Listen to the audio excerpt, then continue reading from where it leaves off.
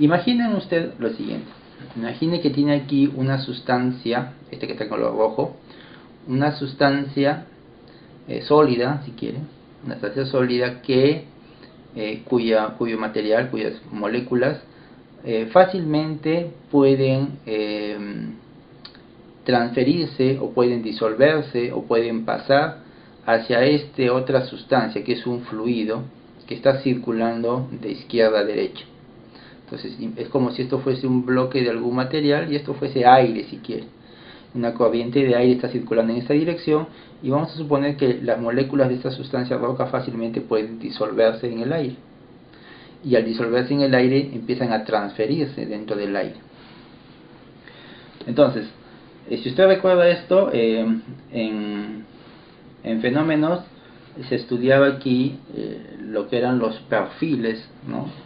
Y dependiendo de qué cosa no se transfería, si se transfería momento era el perfil de velocidad, si se transfería calor era el perfil de temperatura, y si se transfería masa era el perfil de concentración.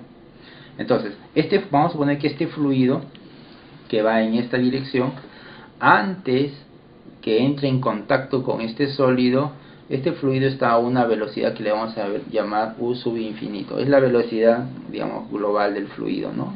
La velocidad del fluido. Pero cuando el fluido entra en contacto con este sólido, ¿qué es lo que va a pasar? Empieza a formarse un gradiente de velocidad desde la superficie del sólido, ¿recuerdan? Y que es más o menos así. El fluido que está cerca al sólido empieza a tener una menor velocidad. Es decir, las moléculas que están cerca al sólido empiezan a tener un descenso en su velocidad. La velocidad empieza a reducirse. No aquí, pero a esta altura sí. Y a medida que va avanzando más el fluido sobre el sólido, esa variación de la velocidad cada vez va haciéndose más notorio y va ingresando, inclusive se va extendiendo hacia el seno del fluido. De tal manera que, por ejemplo aquí, solamente esta parte que está acá con la línea punteada tiene todavía esta velocidad. Esta otra parte que está aquí, ya su velocidad ha cambiado. Aquí fíjense que solamente esta parte tiene esta velocidad que tenía al inicio. Todo esto de aquí tiene una velocidad diferente, una velocidad que está disminuyendo, porque en la superficie la velocidad es cero, ¿no? ¿Recuerdan?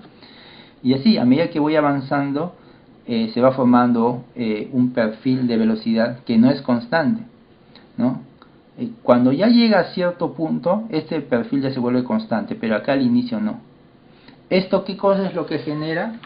Una capa límite de velocidad, ¿se acuerda usted? La capa límite es justamente aquella región en donde existe un perfil de velocidad, es decir, donde existe una variación de la velocidad. Fuera de la capa límite de velocidad, la velocidad del fluido es la misma que tenía antes de entrar en contacto con el sólido. Entonces, aquí el fluido todos tienen la misma velocidad, aquí adentro no. Aquí adentro están los perfiles parabólicos. Ahora, esta capa límite, obviamente al inicio, como pueden ver, tiene un espesor pequeño, pero a medida que voy avanzando, el espesor de la capa límite va aumentando. Pero el aumento no es pues indefinido. Llega un momento en donde simplemente ya la capa límite alcanza un espesor y ya no cambia. Ese es el espesor de la capa límite de velocidad, o el espesor de la capa límite de cantidad de movimiento o de fricción. ¿Ok? Entonces aquí tenemos esta capa límite de velocidad. Ahora bien, agreguémosle ahora masa. Vamos a suponer que con esta corriente que está aquí, si gustan, tiene una cantidad de este soluto.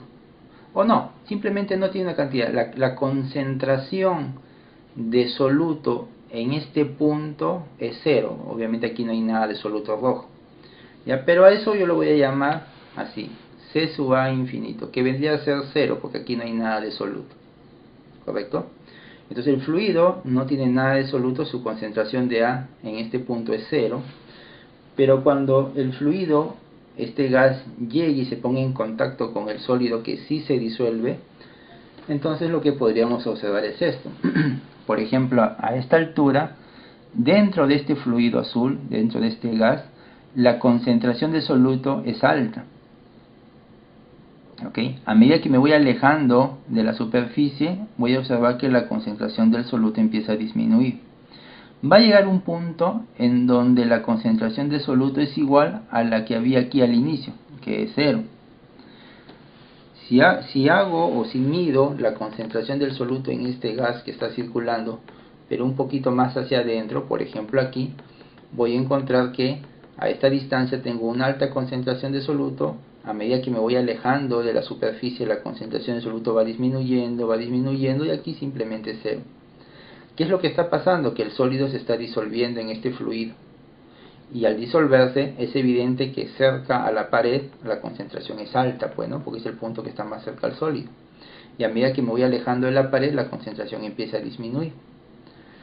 Si tomo un punto por aquí, voy a encontrar igual que la concentración es alta y poco a poco va disminuyendo. Esta es la concentración del soluto en este gas que está circulando, ¿eh? Pero a medida que me he alejado del inicio, veo que la longitud de penetración del soluto es mayor. Aquí el soluto había ingresado en el gas, pero a una menor distancia. Aquí la distancia es mayor. Aquí también tengo igual la concentración del soluto. Como puedo observar, se ha formado una capa límite, pero de concentración, ya no de velocidad. La capa límite estaría dado por esta zona. Todo lo que está fuera de la capa límite de concentración, o sea, toda esta zona que está aquí, tiene una concentración igual a la que se tenía aquí al inicio. Si aquí era 0, quiere decir que aquí la concentración también es 0.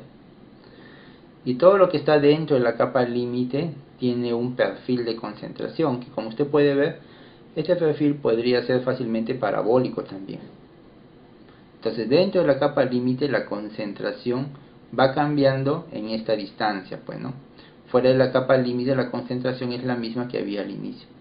Evidentemente aquí tengo un espesor de la capa límite. Este es el espesor de la capa límite de concentración, que le vamos a llamar delta sub D.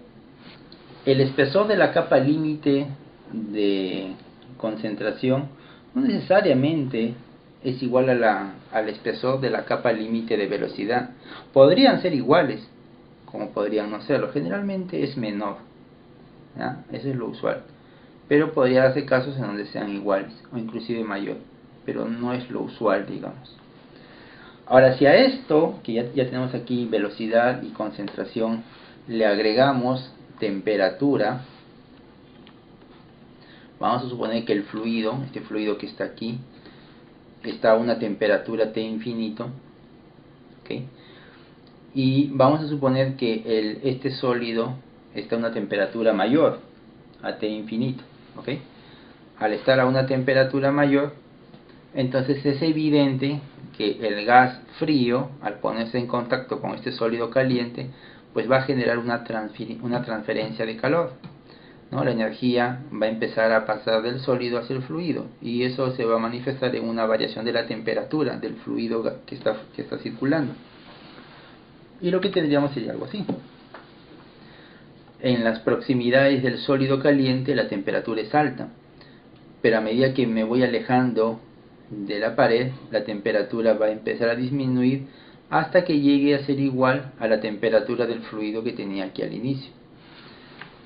A medida que voy avanzando, igual, la temperatura empieza a aumentar en la pared o cerca de la pared, ¿no? Producto de que el sólido está más caliente. A medida que me voy alejando de la pared, la temperatura empieza a disminuir hasta que llegue un punto en donde la temperatura es igual a la que tenía aquí al inicio. Y así, si tomo diferentes puntos a lo largo de este sólido, voy a encontrar cómo existe un perfil de temperatura que no es constante, sino que está cambiando desde este punto de partida, ¿no?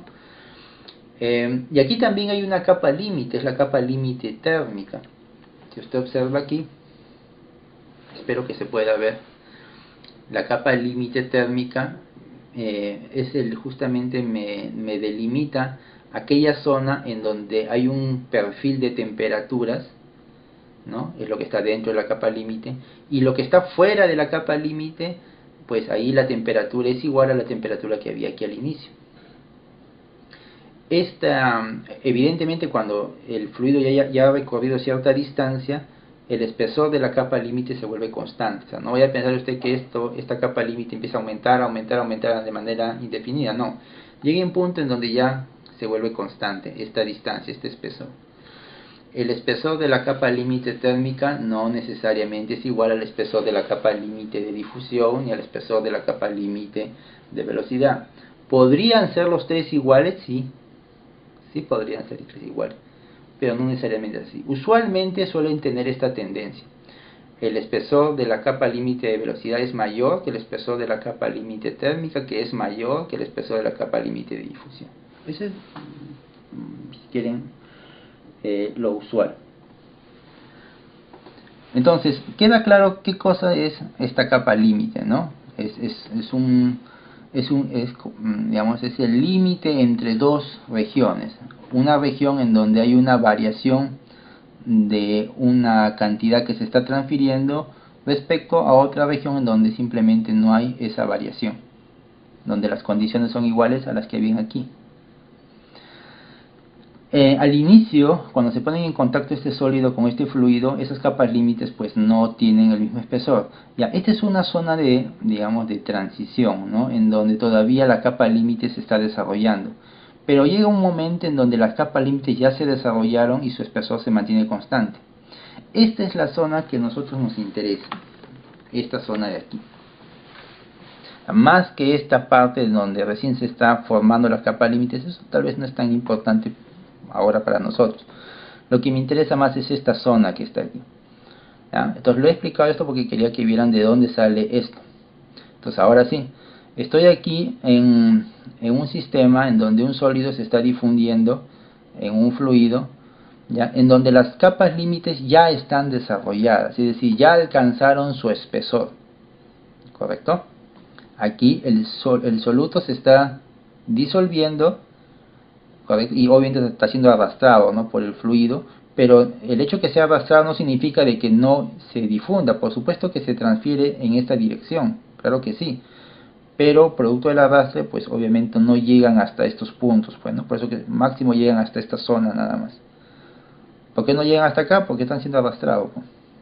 La velocidad del fluido evita que llegue hacia más abajo.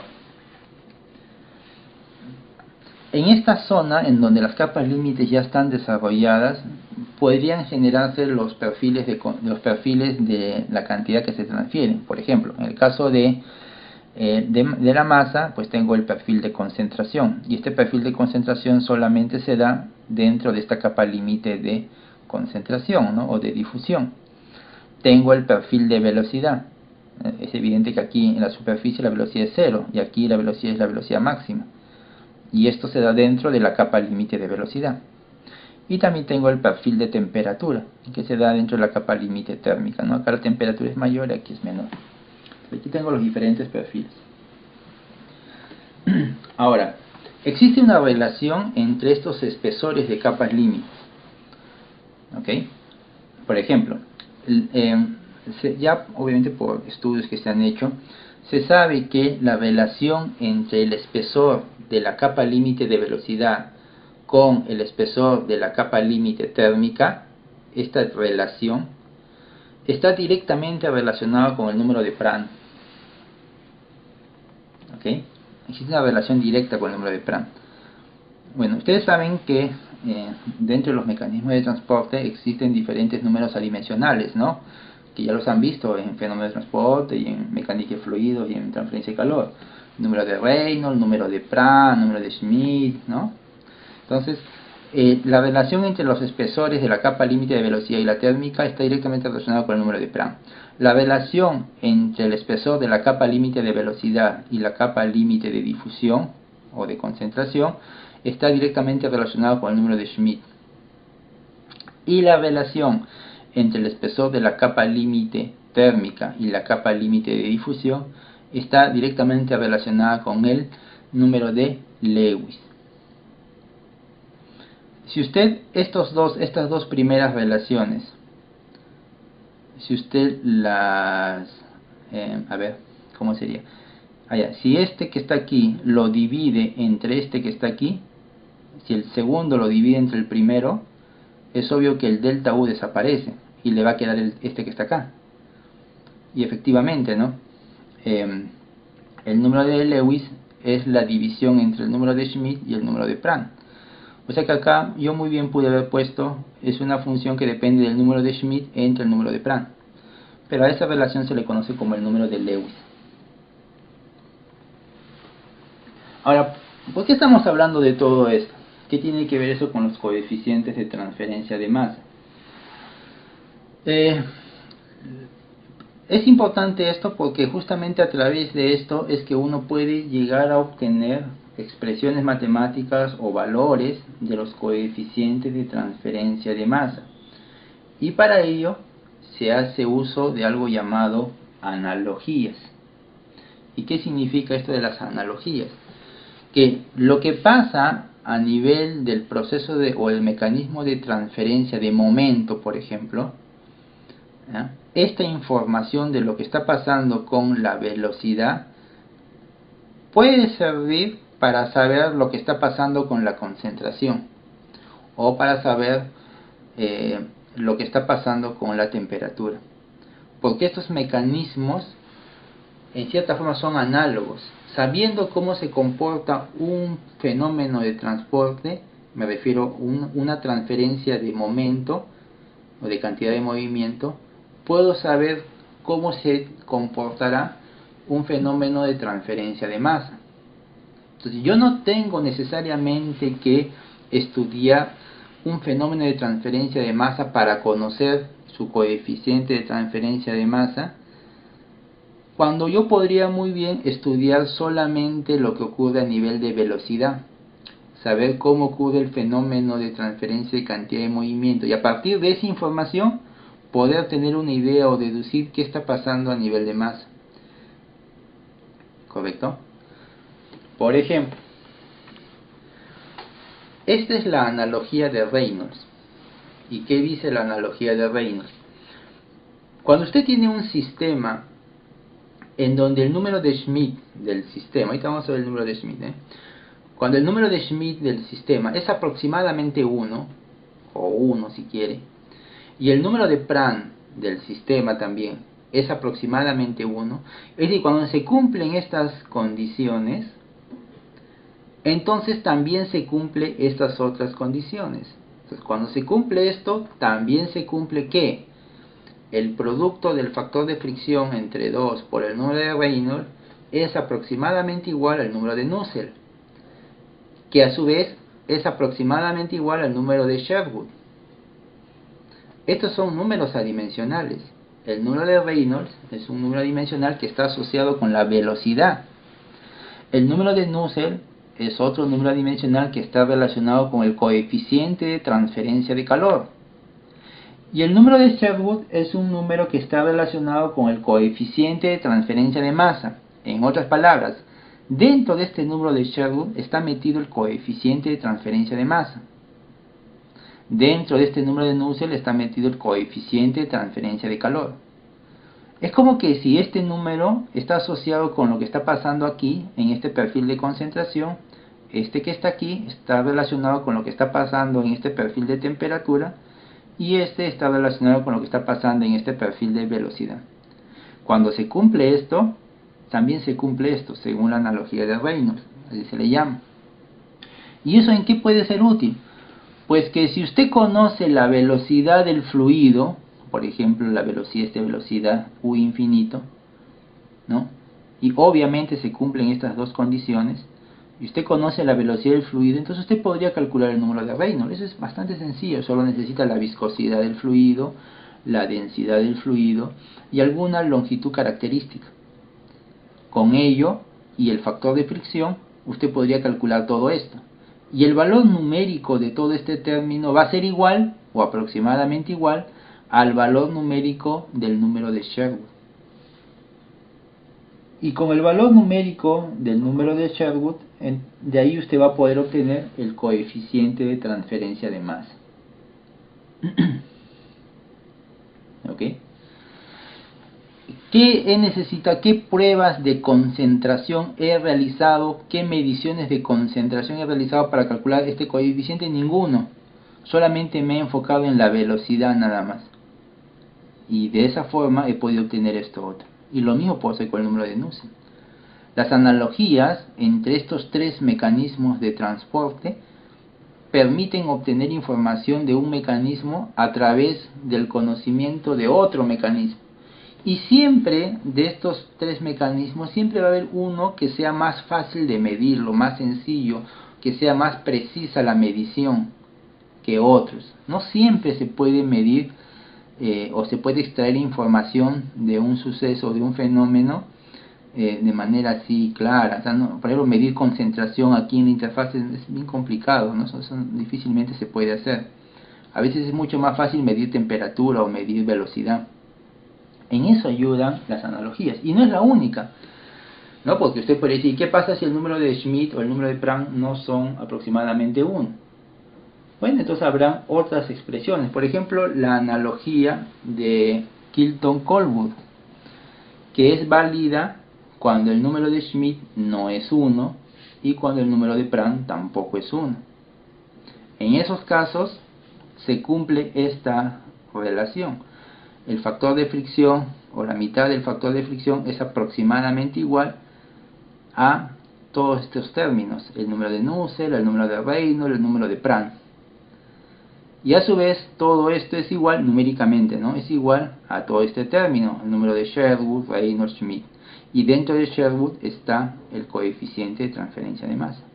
Es decir que si yo tengo un sistema en donde el número de Schmidt y el número de Planck no son 1, podría aplicar la analogía Kilton-Colwood para poder determinar el coeficiente de transferencia de masa a partir de la información relacionada con el factor de fricción, es decir, con las velocidades.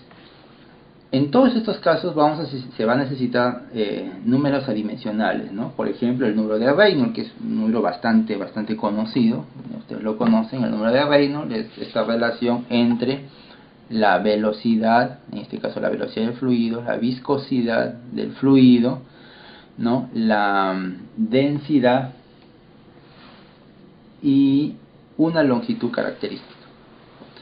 Lo que uno obtiene o lo que uno consigue con el número de Reynolds básicamente es una relación entre dos fuerzas, ¿no? Por un lado, la fuerza inercial, que está asociada a esta velocidad, la velocidad del fluido, con las fuerzas viscosas, que están relacionadas con la viscosidad. Las fuerzas viscosas van en esta dirección y las fuerzas inerciales van en esta otra.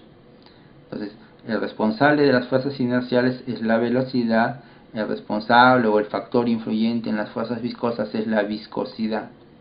Entonces, la relación entre ambas fuerzas, ¿no? Aquella que hace que el fluido se mantenga en movimiento y aquella que más bien obstruye el movimiento, que son las fuerzas viscosas, a esa relación nosotros la conocemos como el número de Reynolds. El número de Reynolds asocia eso. ¿Okay? Por otro lado, el número de Nusselt, que está definido como el coeficiente de transferencia de calor convectivo sobre la conductividad térmica multiplicado por una longitud característica, lo que nos da el número de Reynolds es una relación entre dos flujos: el flujo convectivo, que es este H, y el flujo conductivo, que es este K. Aquí la energía está fluyendo del sólido caliente hacia este fluido, ¿correcto? Fluido frío. Por eso que tengo un perfil de temperatura que va descendiendo. La energía que fluye del sólido caliente al fluido frío se realiza a través de dos mecanismos, o mejor dicho, se compara estos dos mecanismos: el conductivo, conductividad térmica, y el convectivo, coeficiente de transferencia de calor. Entonces, el número de Nusselt compara esos dos mecanismos de transferencia, ¿correcto? Y el otro número que estamos viendo aquí es el número de Sherwood, que está acá, que es una forma también de relacionar el flujo másico, ahora ya es la materia, convectivo y el flujo másico difusivo. Es decir, la materia que está aquí en este sólido rojo empieza a disolverse en este fluido, ¿correcto? La concentración es mayor aquí en la superficie, es menor aquí en el seno fluido. La materia se está transfiriendo. Entonces el número de Sherwood compara estos dos mecanismos de transferencia. Por un lado, el flujo másico producto de la convección, y por otro lado la difusividad molecular, ¿no? O el flujo difusivo de materia desde el sólido hacia el fluido, multiplicado por una longitud característica y una concentración total. Entonces, estos tres números adimensionales, cada uno está vinculado a un mecanismo de transporte, ya sea de cantidad de movimiento, de calor o de masa. El que nos interesa a nosotros es este, ¿no? En transferencia de calor, seguramente ustedes cuando llevaron el curso han visto muchas ecuaciones para calcular los coeficientes de transferencia de calor a partir del número de Nusselt, ¿no? Calculaban el número de Nusselt y con eso tenían el coeficiente de transferencia de calor. Aquí lo que hacemos es calcular el número de Sherwood y con él calculamos luego el coeficiente de transferencia de masa. Ahora usted dirá, pero yo no quiero el F, quiero el K sub X. Bueno, si usted quiere calcular el K sub X, bueno, primero calculate el F, ahí está el F, y luego le aplicas este factor de conversión y ya tienes el K sub X, no hay ningún problema. Junto con estos tres números hay otros tres números que están aquí, ¿no? Que lo he colocado aquí. El número de Prandtl, el número de Schmidt y el número de Lewis. Bueno, el número de Prandtl, para recordar, es básicamente la relación entre la difusividad de cantidad de movimiento, acá está, la difusividad de cantidad de movimiento y la difusividad térmica. En otras palabras, es la relación entre las propiedades de transporte asociado a la cantidad de movimiento y la propiedad de transporte asociado a la energía, a la transferencia de energía, ¿no? La viscosidad y la conductividad térmica. El número de Prandtl relaciona esos dos. Mientras que el número de Schmidt es la relación entre la difusividad de cantidad de movimiento, esa es la viscosidad, y la difusividad térmica. Esa es esta difusividad molecular que está aquí. Entonces, en otras palabras, relaciona las propiedades de transporte de la transferencia de cantidad de movimiento con las propiedades de transporte de la transferencia de masa. Si quieren hacerlo más sencillo, Prandtl, velocidad, temperatura, o cantidad de movimiento, calor, ¿no? Schmidt, cantidad de movimiento, masa. Cantidad de movimiento, masa. O transferencia de cantidad de movimiento, transferencia de masa, si quieren verlo así. Y el número de Lewis, bueno, es la relación entre el número de Schmidt y el número de Prandtl. Si usted divide el número de Schmidt entre el número de Prandtl, lo que va a desaparecer es la viscosidad. Y solamente le queda la parte térmica y la parte difusiva o de difusión molecular. Entonces, esos son los números adimensionales. Hay más números adimensionales, ¿no? Que no estamos tocando. Pero por el momento, para entender estos números hay que tenerlos bien claros. ¿Okay? Ahora, estas no son las únicas expresiones pues que existen para poder determinar los coeficientes de transferencia. Dependiendo del tipo de proceso e incluso de la geometría, uno puede tener modelos empíricos específicos, por ejemplo, para calcular el número de Sherwood. Por ejemplo, fíjense en esta situación.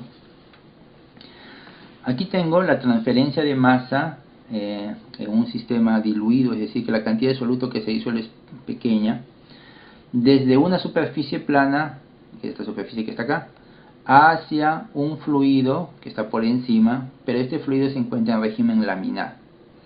Entonces, bajo esas condiciones, el número de Sherwood puede ser calculado a través de esta ecuación empírica. ¿Ve? El número de Sherwood es igual a todo esto. Depende de quién, del Reynolds y de Schmidt. ¿Y qué cosa es el número de Sherwood? Aquí está. Sherwood es igual a un coeficiente de transferencia de masa, una longitud característica, una concentración total y la difusividad molecular. Bueno, En este caso estoy usando el coeficiente K sub C. El coeficiente K sub C, ¿dónde está? Aquí.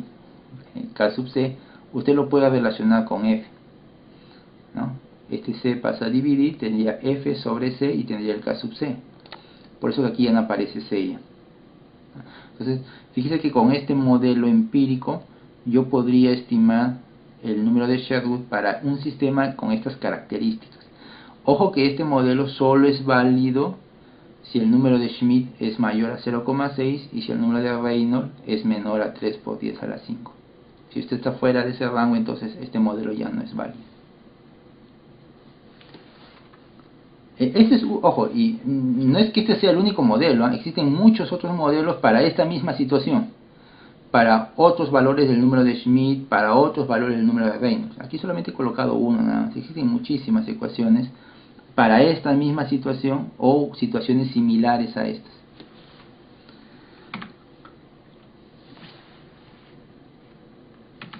Aquí, por ejemplo, es una situación completamente diferente, ¿no? Esta es la transferencia de masa alrededor de una esfera. Imagine que la esfera es un soluto soluble y ese soluto se está disolviendo en el gas o en el líquido que está alrededor. Entonces hay una transferencia de materia desde la esfera hacia el fluido. Y si suponemos que existe una baja velocidad de flujo, es decir, el sólido se disuelve poco en ese fluido, entonces usted podría utilizar ese modelo empírico para calcular el número de Sherwood y con ello calcular el coeficiente de transferencia de masa, en este caso el K sub C. La ecuación es diferente y el rango de aplicación también es diferente. Esta ecuación es válida siempre y cuando el número de Schmidt sea menor a 1 y el número de Reynolds sea menor a 1. Y no necesariamente el fluido tiene que ir en dirección horizontal como está ahí, también podría ir en dirección vertical. Es decir, imagine usted que una esfera soluble, digamos, una bolita de naftalina, cae, ¿no? Desciende en el aire. Entonces el aire estaría circulando alrededor de la esfera, ¿no? En realidad sabemos que la esfera es la que se está moviendo, pero también podría decir que es el aire quien se mueve alrededor de la esfera. Y tendríamos una situación de ese tipo, ¿no?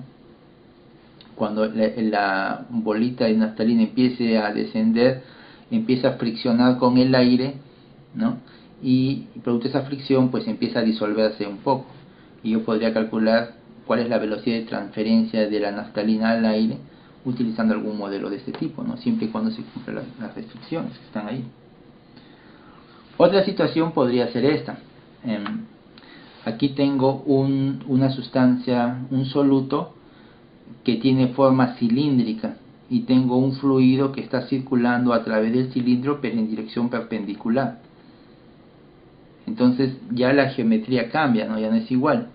Entonces en este caso el coeficiente de transferencia de masa a través del número de Sherwood yo lo podría calcular a través de esa ecuación, siempre y cuando se cumplan esas restricciones.